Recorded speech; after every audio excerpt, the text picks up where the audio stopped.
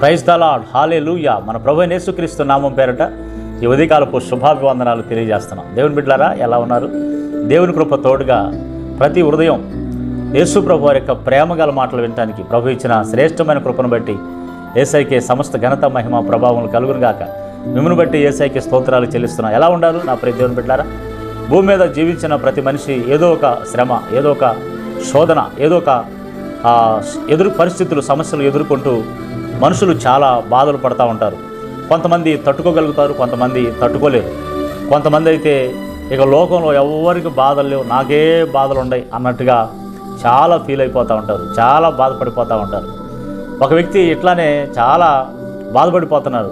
ఏంటి బాధలు, ఈ శ్రమలో లోకంలో ఎవరికి లేరా, నాకే రావాలా ఈ బాధలు, ఈ కష్టాలు నాకే రావాలా, ఎన్నాళ్ళు భరించాలి, నేను భరించలేకపోతున్నాను, ఎట్టయితే అట్ట అట్టయితే అట్ట, దేవునికి నేను అది చేస్తున్నాను ఇది చేస్తున్నాను, ఈ బాధలో నేను ఎన్నాళ్ళు ఉండాలి, నా ప్రార్థన వింటలేదు అని బాగా ఇసుక్కొని ఏసారిపోతూ ఇక లోకంలో నేను తప్ప ఇక ఎవరు బాధలు భరించట్లేదు అన్నట్టుగా ఒకరోజు దేవునికి ప్రార్థన చేస్తున్నాడంట. ప్రభువా, ఈ బాధ నేను భరించలేనయా, ఈ శోధన నా దగ్గర నుంచి తీసేయి ప్రభువా, నేను భరించలేకపోతున్నాను ప్రభు అంటే దేవుడు అన్నాడంట, సరేరా బాబు, నీ దగ్గర ఉన్నటువంటి ఆ శోధనని, ఆ సిలువని ఎత్తి అదిగా ఒక మూలం పడేసాయి అని చెప్పేసి ఒక గదిలో ఒక మూలం పడేశాడు.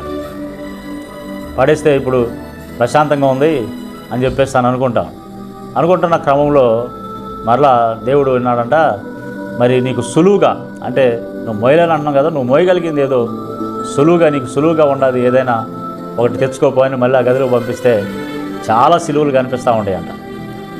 ఆ సిలువులన్నింటిని కూడా కదిలిస్తూ ఉన్నాడంట. కదులుతుంటే అది కనీసం కదలటానికే కష్టంగా ఉంటాయి, ఎత్తి భుజం మీద పెట్టుకోవడానికి ఇంకా కష్టంగా ఉంది, కదలలా అసలు. అది చూశాడు. చివరికి ఒకటి ఎత్తి చూస్తే చాలా తేలిగ్గా ఉంది. దాన్ని తీసుకొని భుజం మీద పెట్టుకొని, ప్రభువా, దీన్నైతే నేను మోయగలుగుతున్నాను, ఇది నాకు బాగా తేలిగ్గా ఉంది, ఇది నేను చాలా ఈజీగా నేను మోయగలుగుతున్నాను, నాకు బాగుంది అన్నాను. అప్పుడు దేవుడు అన్నాడంట, ఆ సిలువ ఎవరిదో నీకు తెలుసా? అవును ప్రభు, ఎవరితో? నువ్వు నేను మోయలేను అని అన్న ఓ పక్కన పెట్టావు చూడా, అదే ఆ సిలువ, అది నీదే అని చెప్పేస్తాను. అప్పుడు ఇతను ఆశ్చర్యపోయారు. అంటే లోకంలో బాధలో ఎవరికి లేనట్టు మనకే అనుకుంటాం, కానీ మన సిలువ చాలా ఈజీగా, కానీ ఇతరుల బాధలు, ఇతర శ్రమలు చూడండి. అంటే లోకంలో చాలామంది ఉండటానికి ఇల్లు లేకుండా కూడా బాధపడేవాళ్ళు ఉంటారు, కట్టుకోవడానికి బట్టలు లేకుండా కూడా బాధపడేవాళ్ళు ఉంటారు, పుట్టిన పిల్లలు చనిపోయి బాధపడేవాళ్ళు ఉంటారు, అసలు పిల్లలు లేక ఏడ్చేవాళ్ళు ఉంటారు, ఒక్క పూట కూడా అన్నం దొరకక బాధపడేవాళ్ళు ఉంటారు, ఇంకా పలు రకాలైనటువంటి శ్రమలు. అబ్రహాం అయితే ఒక్కగానొక్క కొడుకుని బలివ్వమని చెప్పాడు దేవుడు. యోబుకైతే అసలు ఉన్నాయన్నీ తీసేసుకున్నాడు దేవుడు. ఎంత భారం, ఎంత శోధనలో చూడండి. భరించలేము అని అంటారు.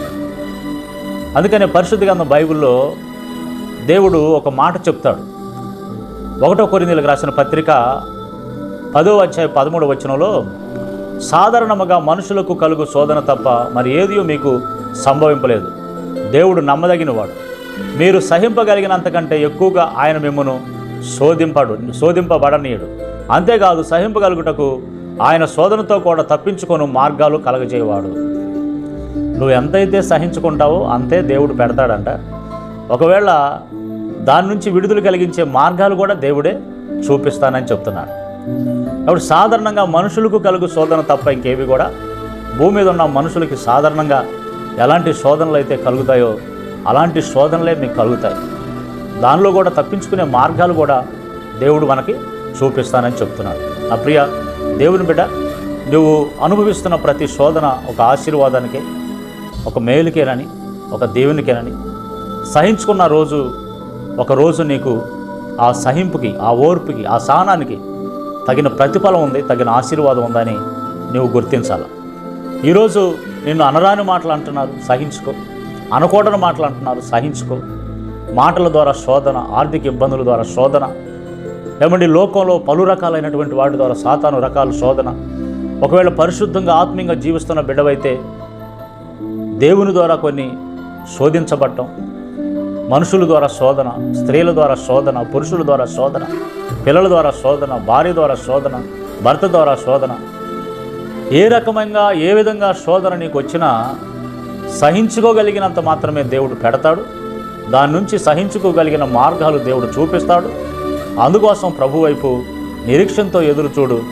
ప్రభువు నిన్ను ప్రతి పరిస్థితుల్లో, ప్రతి శోధన పరిస్థితుల్లో జయించే కృపను, శక్తిని, ఆ బలాన్ని నీకు అనుగ్రహించి నీకు విడుదలిచ్చి నిన్ను ఆశీర్వదించునుగాక. ఆమేన్. ప్రార్థన చేద్దాం. సర్వకృప అనేది యేసయ్య నీ గొప్ప నామానికి స్తోత్రాలు ప్రభువా. నీ కృపలో ఈ మాటలు వింటున్న బిడ్డలు ఏ విధము చేతనైనా శోధించబడుతున్నారేమో, శోధింపబడే వారికి నాయన మీరే విడుదలిచ్చే దేవుడు. సహింపగలిగిన మనసును, సహించగలిగిన ఓర్పును మీరు అనుగ్రహించి దాని నుంచి తప్పించుకోగలిగిన మార్గాలు కూడా మీరు చూపిస్తానని చెప్పారు. శోధించబడుతున్న బిడ్డలకి నాయన ఓర్పు, సహనాన్నిచ్చి విడుదల పొందే మార్గాలు తెరిచి నీ బిడ్డలను ఆశీర్వదించండి. శోధన సహించుకోవటం వల్ల కలిగే ఆత్మీయ మేలులు నీ బిడ్డలు అనుభవించి కృప దయచేయండి. యేసు నామములో ప్రార్థిస్తున్నాం తండ్రి. ఆమెన్. ఆమెన్.